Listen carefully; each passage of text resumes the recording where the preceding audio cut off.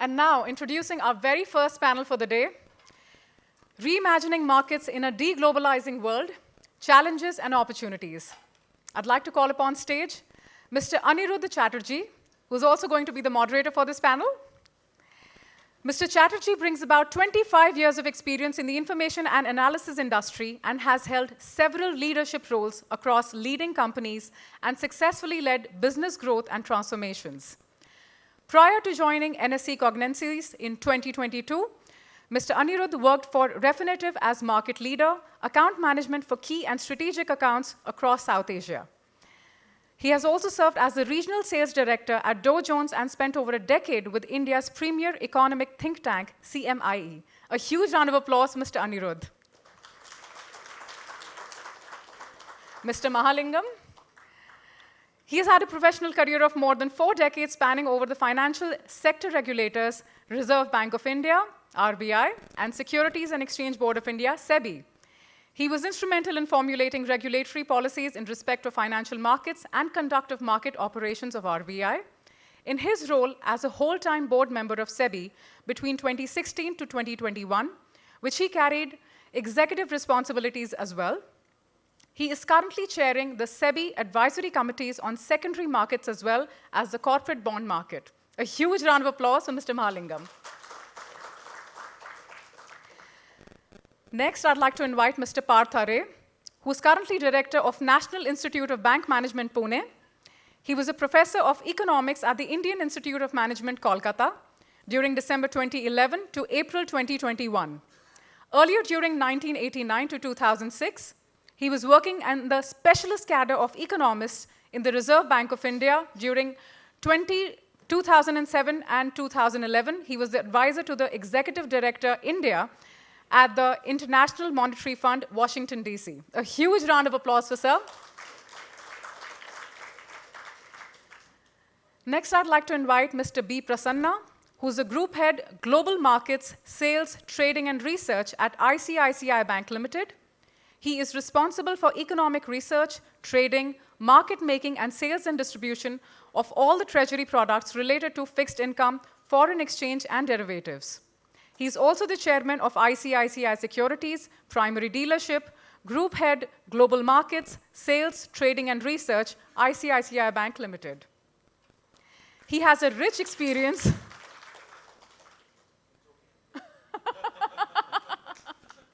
All right. Next, I'd like to invite Mr. R.K. Sinha, who is currently the Chief General Manager, Global Markets at State Bank of India, Corporate Center, Mumbai.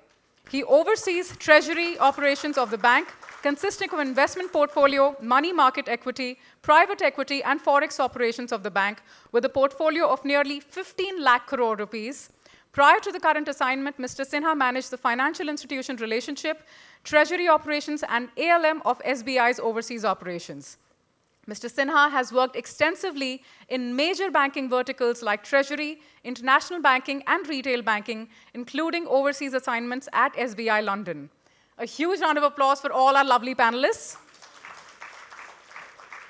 Mr. Chatterjee, you can take over. Thank you very much. So, Aniruddha, before we start, I have a small request. Like I watched the Croatia-Brazil match yesterday, I would like to simply watch this panel discussion going on because I have already played the ball and I have been dribbling with the ball for quite some time. I think to a large extent you already did that. I have to really work very hard to get somebody who would have an opposing view than what you just said. So good morning everyone, and I'm been very, very excited to lead this panel. The topic is very exciting too. And as Mr. Padmanabhan mentioned at the beginning at his speech, that sometimes what we do is try and connect several dots, sometimes not even knowing whether the dots are really related or not, right? So I have some dots, and which I will do is I'll try and connect them by asking some of the questions to my eminent panel. But I'd like to start the session by, quoting a quote from the former US President Bill Clinton. So he was addressing an audience in Vietnam in 2000, and he said that globalization is something which cannot be turned off or put off, right? And it is very clear that you certainly subscribe to his views. But again, Brexit did happen, and we know that the dream that we had once of just-in-time supply management is a distant dream now, and people have already started thinking otherwise. So I think, and then there are, of course, multiple ways of expressing this. I mean, there are working report from BIS that suggests that this slowdown of trade and movement of the international capital is primarily a phenomena of the European banks, and they have done what they have done in response to the global financial crisis in 2008. PwC famously wrote a note and they said, look, it is globalization, and we can term it differently and call it globalization. And then, of course, recently, I think Invesco, they did another note and they said, so this is still globalization, but re-globalization, right? So there are several terms that keeps coining out. So I just want to understand and also test the hypothesis of this deglobalization and understand where you all stand. So maybe Prasanna, we can start with you. So what evidence that you would give it to us to say that whether or not there is globalization or deglobalization? Okay. Yeah. So thank you, Aniruddha. And I think Mr. Mahalingam has set the ball rolling with a fantastic speech, and I think kind of stolen all our thunder in terms of what we wanted to say. So whatever we have prepared now, I don't think that's going to be of relevance. But then let me start off. I think this seminar is started off very seriously. So let me start off with something more on the lighter note. So yesterday when I was preparing with my team member Shravan on what is the stance that we should take on globalization, he actually asked me, I'll tell you one quote, you try to tell me who spoke about it. So the words are, I have it in front of me, I'll just read it. The inhabitant of London could order by telephone, sipping his morning tea in bed, the various products of the whole earth in such quantity as he might see fit, and reasonably expect their early delivery upon his doorstep. This was a quote he said. So I asked him, is it Swiggy CEO? But then it was London. So then I was doubting whether there was a Swiggy equivalent in UK who has talked about it. And of course the word telephone also was, it could have been app or something. He told me it's John Maynard Keynes in 1914. So that's when the true, what should I say, the vision of globalization, I think has started all the way, the integration and the globalization has started all the way in 1900s, early 1900s. And then what we saw was unfortunately the two world wars, the Cold War, then all the things that happened between the 70s and 80s. That was the ones which actually did not lead to globalization that could have pretty much happened much earlier than what he thought. And what picked up in globalization was predominantly in the 90s and early 2000s. And that's when China really integrated with the world. And of course, I don't think I need to say it here. It's very clear that the very genesis of globalization is productivity and the theory of comparative advantage. I mean, let whichever country which has unit economics which is in favor, produce that product and import the other product from another country. So I think that's what was happening between 1990 and 2010 and 2000, or maybe around the GFC. And then a lot of things that you alluded to happened. And then there has been a slowdown in globalization. So instead of using the word number one, deglobalization, I would rather call it as what we call it as slowbalization and maybe newbalization, because slowbalization is actually happening because of the fact that the world trade to GDP has peaked in the early 2000s and then come down. And it's still in the process of coming down, and people are assuming that this is a long-term process. But like I said, the process of globalization was a 100-year process, which just took place in the early 2000s, very difficult for it to go back. So I would completely agree with what Mr. Mahalingam kind of alluded to. In fact, my early response would have been very similar such points, but in the interest of time, I would have to stop here and say that while we accept and acknowledge that there is a substantial amount of globalization which is happening, this is just a process which will come back. There is no doubt about that.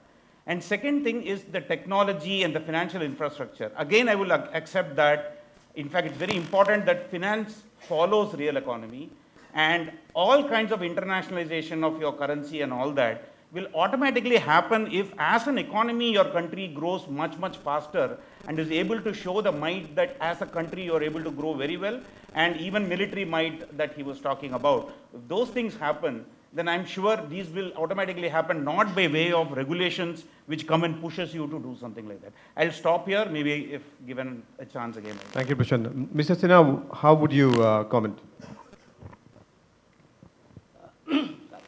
Mr. Mahalingam has already explained it, and I fully agree. It's not something that can be reversed. There may be some hiccups, some blips, and we have seen it happening over 100 years, actually. Second thing is that when we talk about globalization or deglobalization, we, as Mr. Mahalingam again pointed out, we restrict ourselves to financial market. Thing is that look at capital investment, for example, flow of capital and remittances. We have seen some slowdown, but mostly because of strategic reason. If you look at since 2005, emerging economies especially, people who need capital actually have opened up their economy.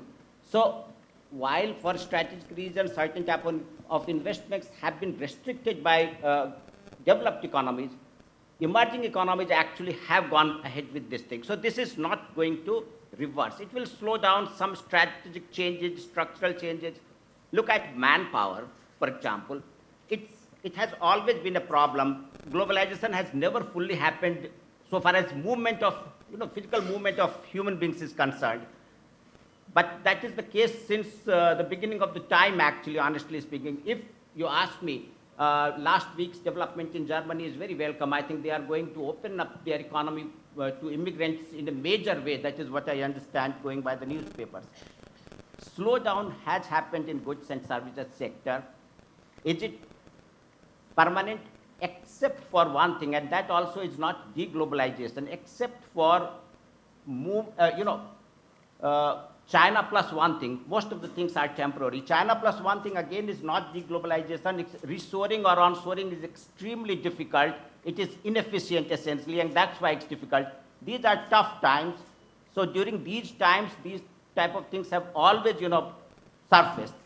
I believe that manufacturing especially, and to some extent services also, will be, production will shift, a part of it may shift from China to some other countries, but nowhere close to deglobalization. I think manufacturing shifting from China to Vietnam or India or Thailand is not deglobalization, but that is a structural change. Instead of, one country supplying to rest of the world, possibly we will have more than one country supplying to the world.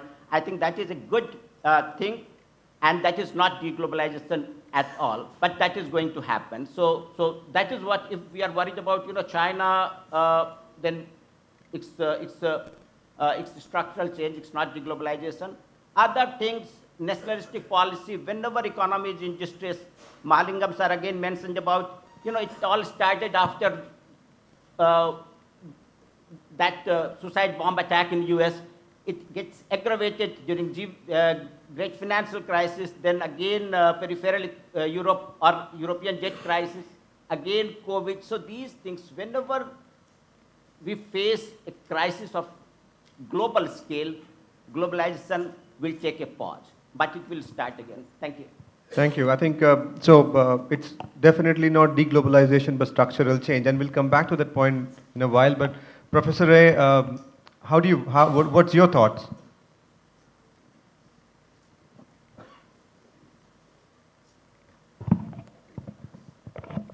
Yeah. So, listening to Mr. Mahalingam gave me a feeling that almost everything that I wanted to say has been said. But despite that, having come here, I have to say. So first, let me start with the statement that this issue of deglobalization is primarily political in nature and not economic. Now, why do I say so? Globalization did not come from any milk and motherhood statement. It came from pure brute economic forces. What are the things that have happened? There are different dimensions of globalization per se.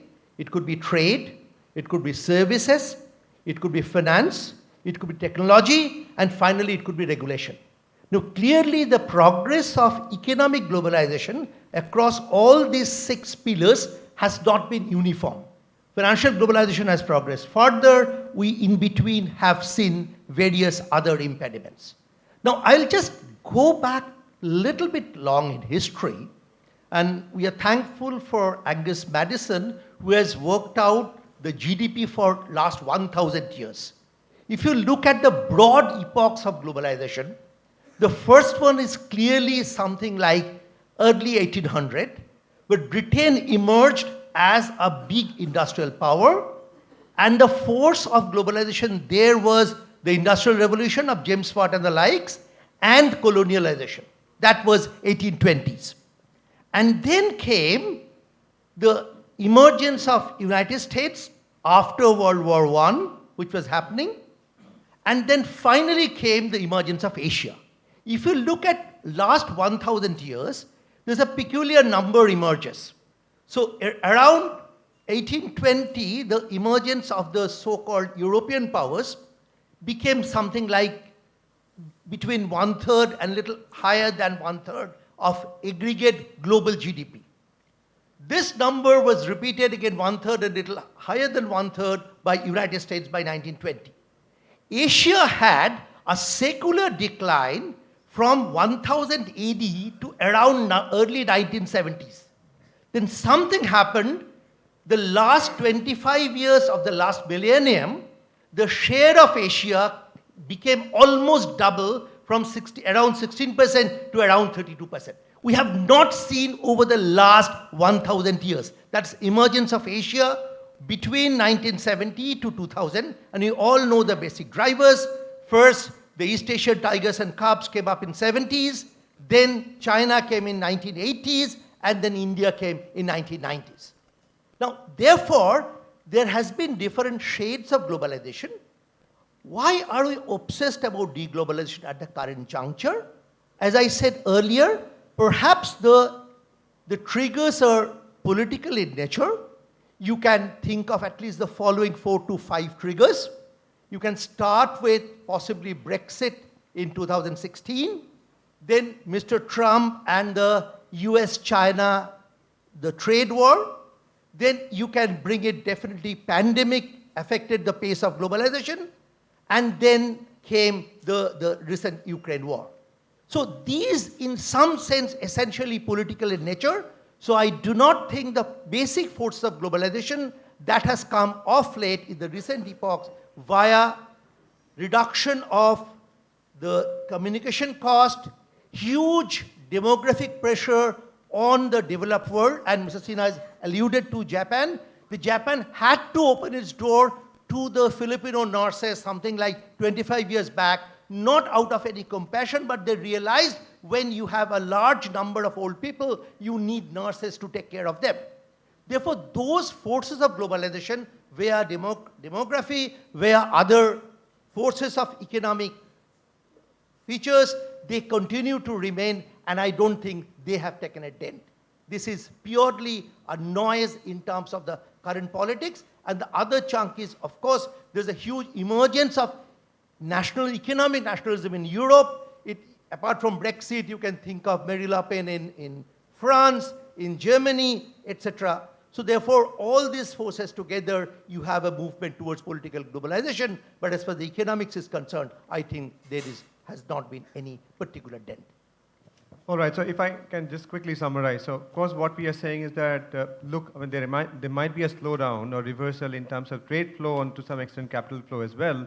But globalization is not only about trade and financial flow as you are alluding to, but it is also about flow of ideas, people, data, and there is no sign of slowing down anywhere. So therefore this entire myth of deglobalization, but is this completely baseless, or are we just saying that, look, I mean, there are economic priorities and then there are political priorities. So it's like economy and geopolitics at a loggerhead. But then the question would be, where do we go next? Yeah, Aniruddha, I think it's been a pretty interesting question. I wouldn't really call it as a myth. I disagree vehemently with the fact that there has not been deglobalization at all. But then I won't call it as a myth, as I was mentioning while I was addressing. It's a blip which is taking place in the process of globalization right now. So there is clearly a kind of a reversal as far as the globalization efforts are concerned. But as Prasanna put it, I think the life is going to be normal after some time. We are going to go in the path of globalization. There is no turning back at all. In fact, I would draw examples from these very blips to say that how globalization is deeply entrenched in the whole world. For example, global financial crisis, that brought in a huge amount of cooperation amongst the financial regulators of the world. And we have Basel I, Basel II, Basel III. I don't know how many more Basels we'll have. With each blip, we'll have one more, at least three Basel guidelines added. It only talks about a symmetry of the regulation across the world. Number two, COVID. Another brilliant example of how the world actually shared its knowledge of actually trying to control COVID, prevent COVID, vaccination, all that. I think this global cooperation has been unprecedented actually. Maybe a similar thing was not existence at the time of Spanish plague in 1917 and all. Today we have the benefits of technology, benefits of sharing, and that was quite evident at that point of time. Last point that I would like to stress is climate change. There is a vehement disagreement on this point amongst blocks of countries, but today we see that I think all of us have joined hands to ensure that a few more generations will be able to live comfortably in the world. So all of us are going to put efforts into ensuring that we have a reasonably free kind of, at least pollution-free, healthy living conditions across the world. I would stop with that. Okay. All right. So I think let's move on from this particular point. Let's talk about something else, right? And I think there's another recent phenomena that we have seen, which is segmentation of the commodity trade, and which we can also say about rise of the regional blocks. You talked about what's happening between India and Russia, but that's not the only thing which is happening. We heard Mr. Anand Narayan talking about the trades between India and China. So definitely there are clear indications that there are these initiatives which are on. I mean, just about few days back, we carried exclusive news from Informers that says that the government of India is going to launch a new negotiation for FTA with GCC. And this is also happening parallelly with Australia, with UK, and we all know about that, right? So if we have to put that in context, now, is that not an after effect of the so-called slowing down or globalization? Prasanna, if I go to you. So I think, okay, let me just give out some data first. So in terms of, I think if you look at the world trade to GDP, if you really look at it, that would be in the region of around 45 to 50%. It's been coming down in the last 10 years, but it's been going up in the last 30 years. So the blip which Mr. Mahalingam was talking about is that. But when you talk about a country association like ASEAN, which is what I think you were also referring to in terms of our flows shifting and all that, the trade to GDP ratio within ASEAN nations are actually going up. It's not coming down.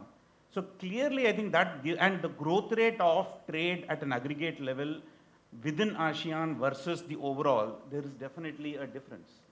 So I think clearly, globally, there is definitely a move towards diversifying away from what you thought was globalization in the earlier stage and what you think you want to be doing going forward. It's physically not possible for every country to produce every damn thing that it wants even now.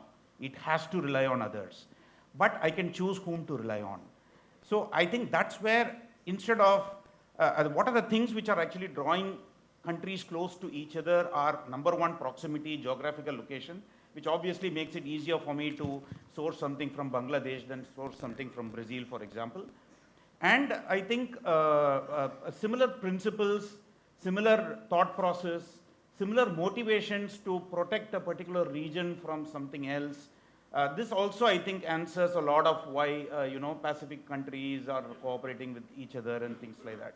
So I think we are definitely moving away from a high level of concentration, because I think like what sir was saying in terms of COVID, the behavioral changes, that the most important thing that it gave rise to is I can't really depend on a country from sourcing from them 80% of what my inputs are coming from. So it's just not going to, that's just too risky. If you can diversify your investments and not put all eggs in one basket, that same thing should apply at an aggregate, at a country level and at a government level, right?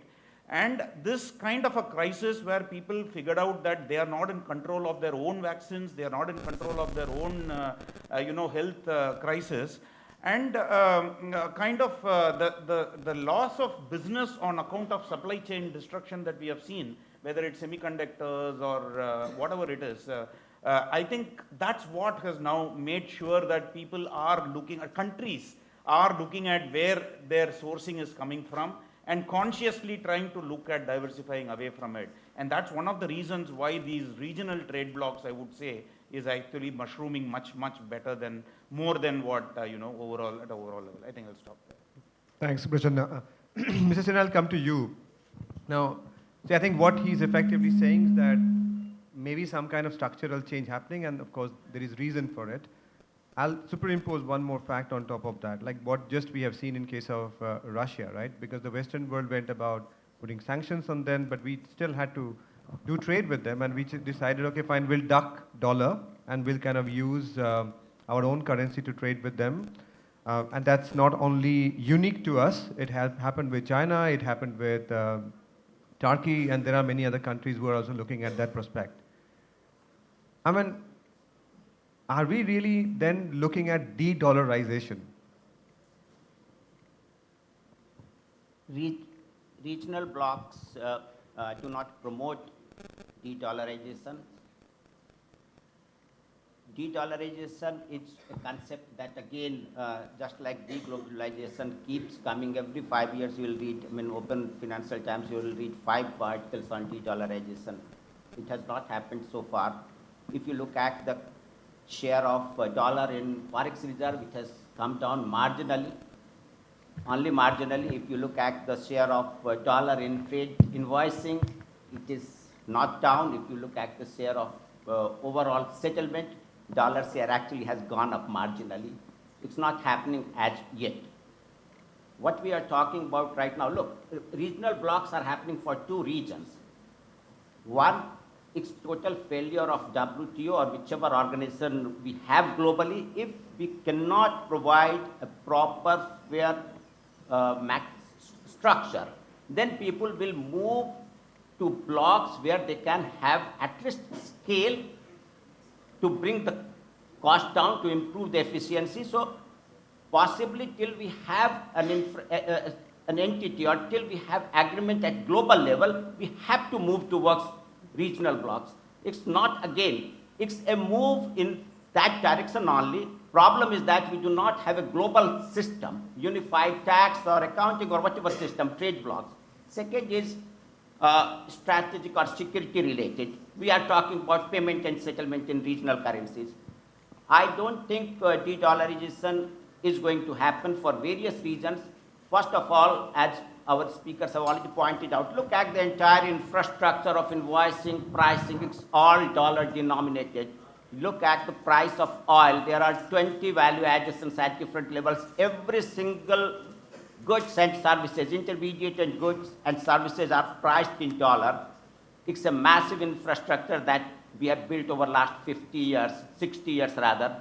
It's not going to happen in a hurry. Regional blocks will facilitate trade for various economies.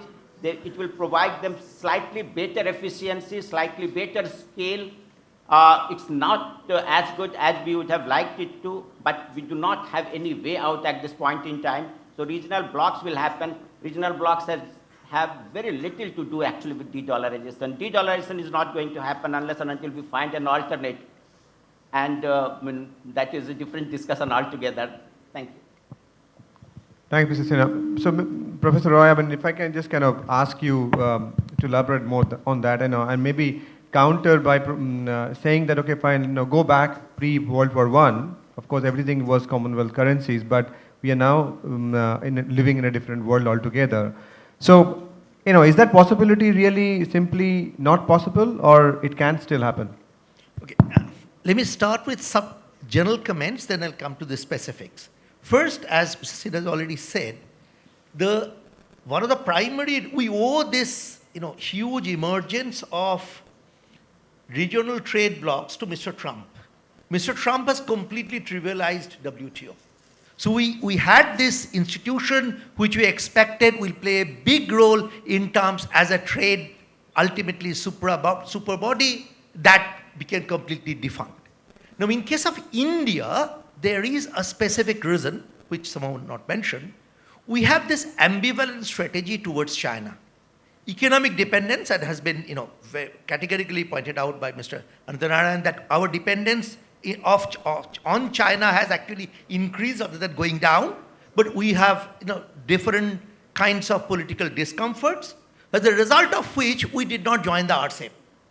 So when we did not join the RCEP, naturally the path that we had, perhaps have more and more regional trade blocs. And as a result of which, what we are going to get, Mr. Prasanna has said it, earlier if there was a starred globalization model, is kind of, I'm borrowing from the operations management literature, it's like China as a center and everybody around, we perhaps are going to observe a slightly more diverse globalization, where it could be a China plus one strategy, and so on and so forth. But when it comes to currency in particular, currency movement takes huge time. We needed 2 world wars to get rid of the hegemony of pound sterling. Therefore, I don't expect de-dollarization can be so fast a process that we are going to observe at the current juncture. There may be marginal changes here and there. There may be certain increases, certain clamor and announcement for regional currencies, but as of now, the numbers, at least, it does not say that anything towards de-dollarization. All right. Thank you, Professor. Yeah. Just to add a few comments on this, I think all the previous people, Prasanna, Sinha, as well as Partha, made very good points on this. I would just like to supplement saying that de-dollarization is something which I would personally look up to. I think we need to have that. But unfortunately, we are in a situation which is similar to India. It is BJP versus opposition parties. It is dollar versus the other currencies. That's what it is globally, actually. So the idea here is, like Partha very clearly said, for dollar to evolve, it took quite some time. And then, if we want to move away from that system, which has given a significant seniorage advantage to US, tremendous amount of investment advantage to US, and the way money flows into US, despite the twin deficits being of a very high magnitude there, is something which we are all passively watching and we have learned to live with, actually. So what we need is some kind of a synthetic currency. I think the IMF started with all seriousness about SDRs. I don't think SDRs really have caught on the attention. The regional blocks today are, at some point of time we are talking about a regional currency. Even those ideas have not fructified. But I really wish and dream that at some point of time, we are able to come up with an acceptable synthetic currency which would be able to pose a challenge to dollar hegemony. Thank you, sir. So, I'll come back to you because I think the next topic that we were going to discuss about the rupee internationalization. But before that, so Prasanna and Mr. Sinha, I just want to take this question back to you. Do you think the market would actually want de-dollarization, given that there is twin deficits and then our dependence, other EM dependence on the US economy, trade, the capital flows, everything? So, today, if you really look at how much of invoicing happens in dollar, I think if you sum up all the, if you look at how much US imports and how much US exports, technically speaking, that should be the amount of dollar invoicing which should happen in the global thing. I think the number is somewhere between 4 times and 5 times. So that clearly means India and China, when you are doing trade surplus or trade deficit between each other, you are invoicing it in dollars. So, and the reason is because you don't have And which currency would you want to take exposure is not a currency which is expected to consistently keep depreciating over a period of time. It has to be a currency which is stable, and you have the ability to go in and go out of the currency, no questions asked, able to open accounts anywhere, everywhere. So clearly today, when you look at alternatives to the dollar, I mean, outside of the synthetic currency that he was talking about, in the terms of real currencies, if you think of euro, or you think of renminbi, or you think of the pound, I don't need to explain. I don't think there is any confidence in any of those currencies at all. So I don't think, so the market will do its bit. I mean, whether market wants it or not, I think if development happens, market will take it in its stride and do it. But at this point of time, there is no real alternative. And that's the reason why so much of invoicing is happening in dollars, even though you're not actually exposed to the dollar in the underlying trade. Got it. Okay. So, Mr. Sinha, I'll just tweak the question a bit to you. So now, put that, and Professor Roy also talked about the diversified globalization process that we are observing now, and that is leading to different blocks. But would you use that context to say that maybe the time is ripe for us to talk about rupee internationalization? I like to make it very clear that internationalization of rupee is not something that is in the domain of the market. It's a policy issue. So if it is a policy issue, we need policy level intervention. Right now, what we are witnessing, look at China. They worked very hard for 20 years, and it has resulted in some success. I think right now the settlement in yuan is around 7% from something around 0.9% a decade or 15 years back. But it was an official, formal attempt. I think they have given up on that. I don't know. So if we are leaving the clearing of this internationalization of rupee to the markets and market players, it will take significant amount of time. At least in initial stages, I believe you have, Mr. Mahalingam has actually jotted down all the issues that we will face if we go for this. What will happen? What will we do with rupee? I mean, they will do with rupee, and we will do with ruble or any other currency. Only an economy that is under distress will opt for this, mechanism at this point in time. We need some sort of support at policy level. You leave it at market players, it will take a significant amount of time. So, operationally, it's extremely inconvenient. Why should I go and do invoicing in a currency where I do not even have the hedging tools? Which are the countries who have shown interest? Maldives. Again, sir has pointed out, Maldives, Sri Lanka, Russia, of course, maybe Iran, long back, South Africa. South Africa is the only decent country among the lot, actually, where we can actually think about it. It's operationally inconvenient. There is no mechanism at this point in time to take care of the after effects of internationalization of rupee if it happens. I think we need some support here. Market needs some support. Thank you. So, sir, if I may come to you before I go to Professor Roy. I mean, of course, we have seen masala bond, and if I consider that was a kind of, market perceived that is a first step towards, rupee internationalization, and then we have recently seen that, settlement of trades in rupees. So, and of course, the market, Mr. Sinha is saying the market is looking for support from the regulators. What you would perceive as the next regulatory effort? Not necessarily regulated. Market needs support. Wherever it comes, it's welcome. Okay. No, I'm really not able to really get down to the next step the regulator has to take, because, again, when you talk about internationalization, I think Sinha rightly said, it has less to do with finance, more to do with how the overall, the way the country is managed, how the macroeconomy is going to get managed. That's going to be a very important factor out here. I think just because the market decides the rupee has to be internationalized, settlements will take place in rupee, it's not going to change overnight at all. So basically, you are looking at a situation where the macroeconomic parameters of the country are going to be on a stable, sustainable trajectory. that there is a kind of element of trust that Anant Narayan talked about. I think ultimately when it comes to the financial sector, you are talking about a trust. If there is a trust deficit, certainly this will not take off at all. So if the building up the trust is less with financial sector and more with the political people and the other leadership and the policy makers who are going to decide this deficit of trust, how it is going to be cured. Professor Ray, Aniruddha, here, Prasanna here. So just let me add quickly. So the point on regulation and point on trust, I think you need to have regulations which permit you to do certain things which, where internationalization of rupee is possible. And that's, I think, what the Reserve Bank did in terms of allowing Vostro accounts to invest in, Indian government bonds and encourage a Russian, not Russian, but any country to, do it.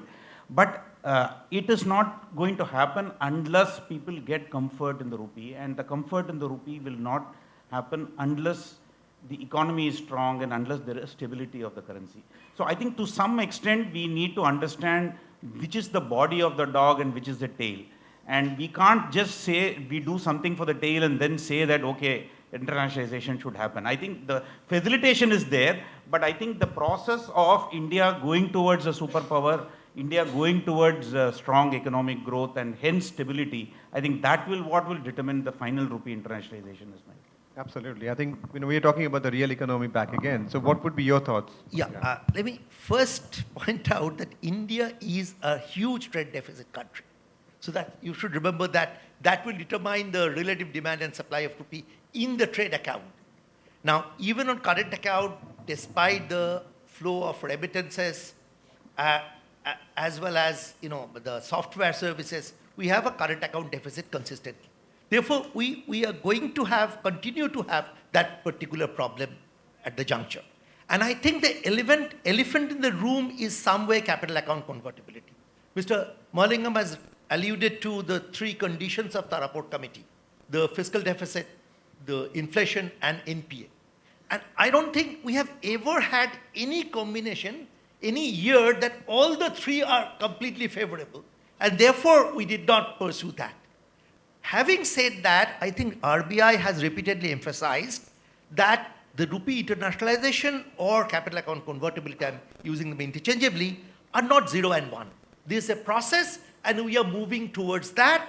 We have been accused, India has been accused of, the Indian regulators have been accused of being conservative, but we have been slow, but we followed a calibrated approach. And many of the measures that has been mentioned in this panel are towards those calibrated approach, towards more and more international usage of rupee. But it's not 0 and 1. Right. So I'm also a little concerned and mindful of the time that we have right now. But there's one more aspect I just want to quickly touch upon. I'll come to you, sir. Given that there's an intent that we want rupee internationalization, of course there are challenges that we have to overcome, both in terms of the health of the economy as well as the regulatory framework in place. But the other issue people would talk about, that what about, this unification of the onshore and offshore market, right? So tell us a little more, what's our thought and what is the kind of idea that we have? How are we trying to bring this onshore and offshore markets together? No, I would prefer actually let it come straight from the I have a different marketplace. question for them. Yes. Okay, Prasanna, you want to take it up? So I think the RBI, when it finally did accept, the NDF, for example, as a product which Indian banks are allowed to do, it was a process which actually set in place a lot of times when the pricing of a particular currency or a interest rate, let's say, is not really determined by all the people who have substantial underlying. So it was the case of, you really look at it this way, why does NDF market really, offshore market really exist, is obviously the fact that rupee is not fully convertible and nobody can really do pretty much what they want. So the access to onshore and offshore is completely different. Offshore people can, pretty much do what they want, whereas onshore people can't do much. And that's why the offshore residents thought that they would want to sometimes, hedge or speculate on the currency, which has a market of its own. So when you let the Indian banks in it, you can't obviate the need. I mean, you can't take over the entire offshore market, obviously, because of the fact that we are not rupee convertible and there will be a market which exists there. But at least what happens is the pipe between the pricing in the onshore and the pricing in the offshore becomes a little bit stronger because of the ability of Indian banks to maybe arbitrage out the differences, bring the spreads down into reasonable level. Otherwise, what was happening is that it was pretty much like NDF was trading like a derivative which had no relation with the underlying cash market. Imagine a Reliance Spot and a Reliance Futures, and Futures going on its own demand and supply, and Reliance Spot trading on a different demand and supply. That's what was effectively happening a lot of times when views of the foreigners turned unilaterally bearish, let's say. But here it was not so, that bearish and that kind of stuff. So I think this pipe is what was made stronger by these regulations. So though the Usha Tharoor committee did say that they don't want Indian banks to actually be doing it, I think finally RBI in its wisdom ended up doing it, and the result of that, according to me, has been positive. And spreads, all kinds of spreads had come down, and to a lot of extent onshore was then actually driving offshore, except in small times when I think there has been a lot of volatility. But what worries me actually is, once you have set in place a motion, I think you have to really follow it up with it unless you really feel something is big time wrong with it. The thing about doing something when market is in favor and not doing it and withdrawing it when market is not in favor, I think that's the start-stop kind of an uncertainty which will really, I mean, if you keep doing it, then the offshore guys will never enter in, onshore in any case. I mean, they'll keep looking at the offshore market only. So I think that's the only limited point that I have to make. I think we have to be more open and say the problem is cutting your position in the NDF market as and when the volatility is not as easy as cutting it in the domestic market. It never works. So you will have to be careful. I mean, the point, I'm furthering the point that you made. No, that's right. Right, But yeah. I think for the What, benefit of I everybody think- else, the mic should be given to him so that he can... Yeah, just to add to what Prasanna said, Prasanna made some very valid points. I think initially we were unwilling to recognize that there was an NDF market. It took us at least about 10 years in RBI to see the big ghost in front of us, but we are closing our eyes. Then the ghost became visible. And once it became visible, the question of how to address it was a real problem in front of us. We knew that actually, again, generally if you look at the researchers who have come up with papers on the local market following the NDF market, I don't agree with that at all. On a normal day, it is the NDF market which follows the local market. And once a local market opens, actually it is a local market which leads, for the simple reason that the local market is backed up by the underlying. The NDF market is more a speculative market. So on a day when Indian market is closed, or on a day or at a time zone when the Indian market is yet to open, the NDF market is actually going nowhere at all. While in times of depreciation, in times when there is a huge event which has taken place, yes, I agree, NDF market provides some kind of a pointers to the local market. So at that point of time, I think it was very rightly decided in RBI that we should take a call on the NDF markets by allowing the Indian banks to participate. If not for anything, we get a lot of information value from the NDF markets. We know who are the people who are taking positions, what kind of positions are taken, who are the people who are actually running longer positions. All this information became very, very important. In fact, I can tell you, I can share here, I think Reserve Bank of India was not very comfortable about intervening in the futures market for quite some time. Although it was just with the other regulator, it was operating in the same country itself.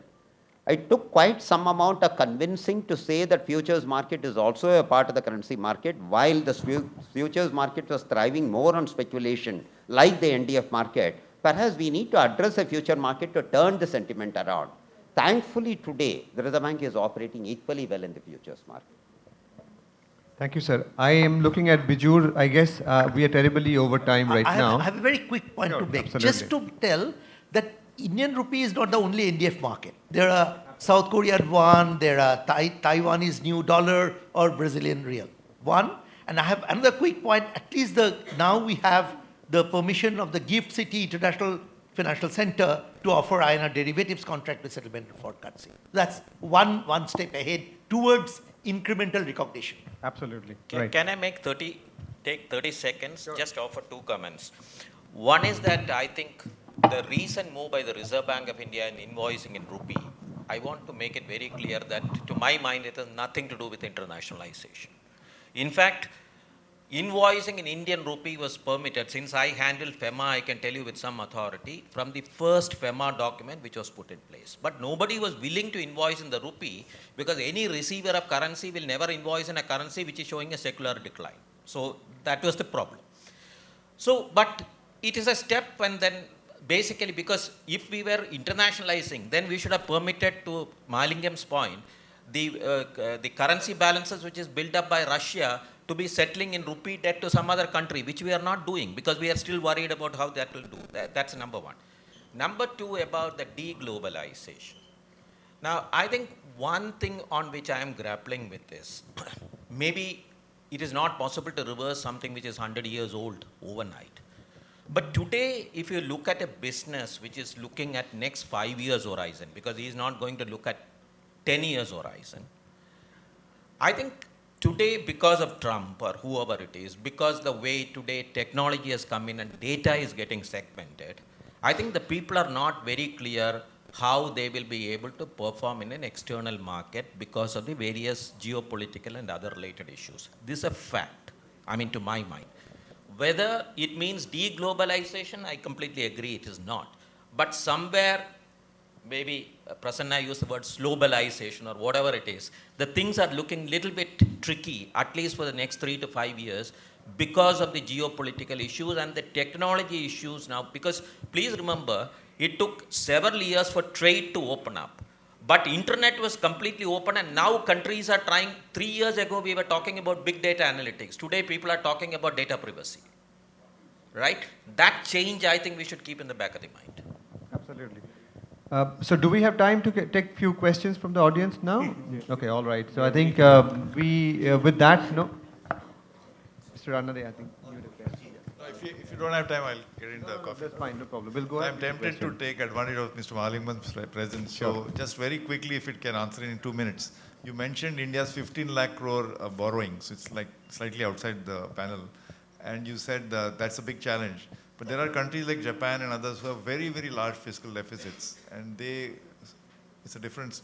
But I'm wondering whether you see, you advocated FPIs, you should think about FPIs getting access to this government borrowing market. I think that's what you're hinting. Very large borrowing, and unless we get some solution of other people coming in. But don't you think there is, like the Japanese model, where everything is internal? Yeah, I completely agree, Ajit, actually. What you're saying is 100% correct. What I was alluding to is that if we have to go a few more steps in deglobalization and we say that we shut our doors to FPIs entering the country, that's not going to serve the cause of the bond market here at all. So if the government bond markets have to thrive, if they have to be vibrant, deep and well-entrenched bond markets that we need to have, I think we need to encourage the FPI investments in the bonds. And we cannot be, paranoid about FPIs exiting the country. They will exit the country if we are not going to behave ourselves well. If you are not going to behave, our macroeconomy is not going to behave. So in fact, I would consider that as a positive, that if the FPIs come and invest, they are putting a kind of a control on the overall macroeconomic policy makers to behave well. So I would consider that as a positive. I am only saying that as an outcome of the deglobalization process, we should not shut out FPIs. Sir, this is one of my passionate topics, so let me take 30 seconds on this, sir. I think what we have done so far on the bond market is only to encourage people who take active interest rate calls, where they actually want to deviate away from the index, which means it becomes an active call, not a passive investment style. But if you look at the equity markets, for example, since we are a part of every index, every time flow into equity globally, hence to emerging markets, it also flows to India.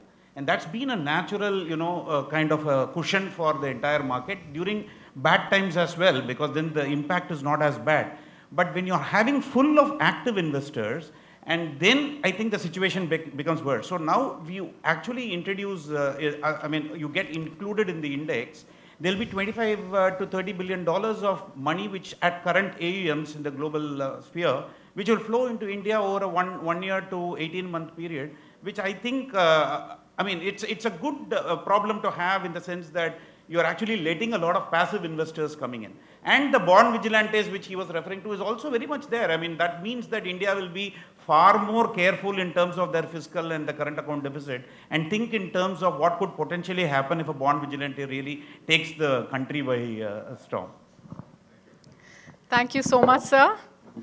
Thank you very much. I think with that note, we'll just kind of close the session. A big round of applause for all our panelists. And thank you all of you for being such a lovely audience. Thank you. Thank you so much, gentlemen. Now we're going to have a very short tea break for 10 minutes, and we'll be back with our next panel discussion.